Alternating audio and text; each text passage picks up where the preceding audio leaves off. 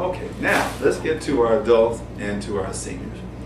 This is a gold mine, a reservoir of resources that I don't think has been very fruitfully endeavored in.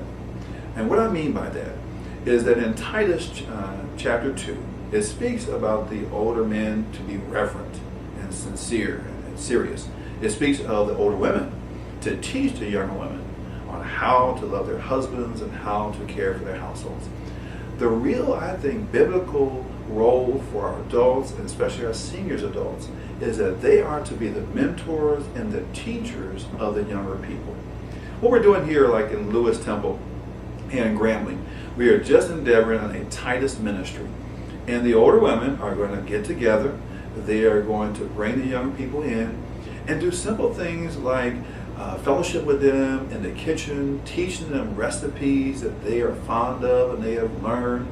In that environment, then the older women are able to talk to the younger women in a very relational setting where they could talk to them then maybe about how they dress and how they wear their clothes and how they carry themselves in their lives. And so we've done that in each one of our churches. In our previous church in Washington, D.C., Mrs. Oldham, the First Lady of the church, had a Titus 2 ministry where once a month on Saturdays, she would have 4 groups of young women to come to the parsonage. A group of singles, a group of engaged, those in relationships, and those who are married.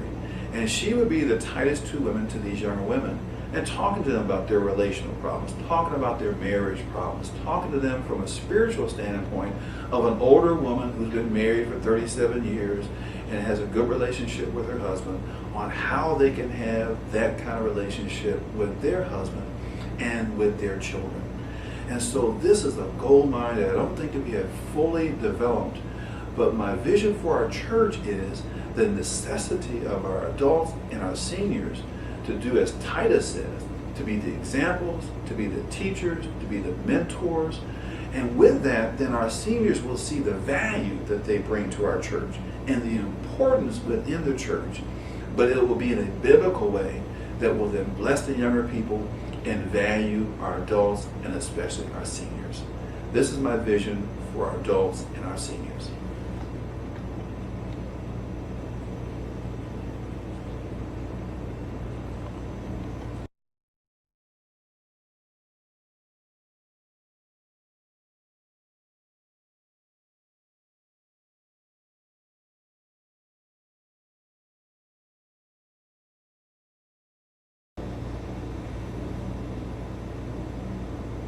Okay, here we go. Now, the next one are our women. And we know the women make up the majority of our church. Here's my vision for the role of women within our church. And that is whatever gift God has given to them, then they should be allowed to operate within the gifting that God has given to them. When it comes to women in the clergy, my own daughter was an ordained elder in the CME church, a pastor of one of our churches. She was also our children's pastor within a larger church and using all the gifts and graces that she had. So my sense and my vision for women in the church is to be not limited to any particular role, but to be able to be free to operate with an ever gifting, as it shows in Ephesians, the various gifting, and in Corinthians, the various gifts that they have. And then therefore there's no sense of competition.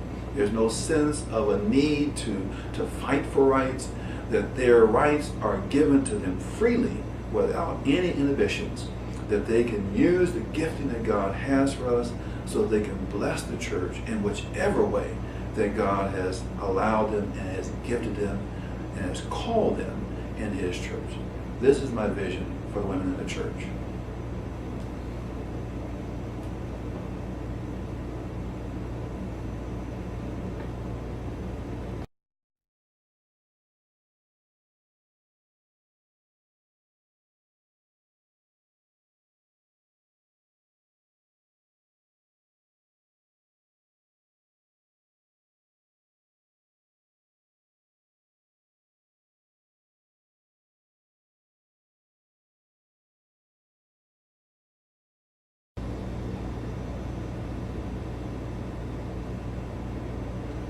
Now that we have covered the children, the young adults, the adults and seniors, and the women, Let's move now to the men.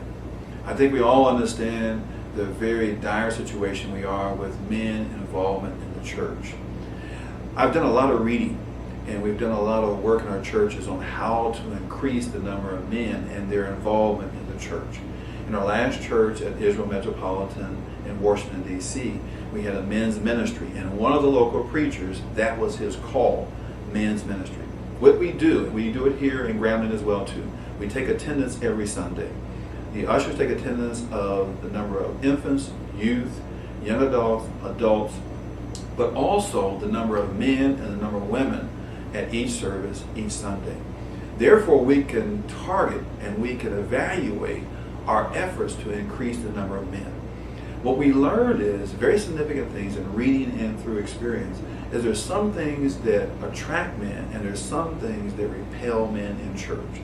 What we've learned is that even when it comes to worship, for a unchurched man to come into the church, it needs to feel just as comfortable for him as it is for church people and women who are church. When it comes to decor, when it comes to the style of worship, when it comes to the masculinity that is shown in the various parts of worship, such as the music department, men need to feel comfortable that there are very strong male images that they see. And so what we sought to do was do things such as we had a dance ministry in our church.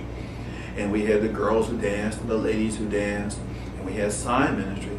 But when it came to the men, or let's say when it came to the boys, we had a step ministry. And these boys would step for Christ. And they had fatigues on, and they had combat boots on.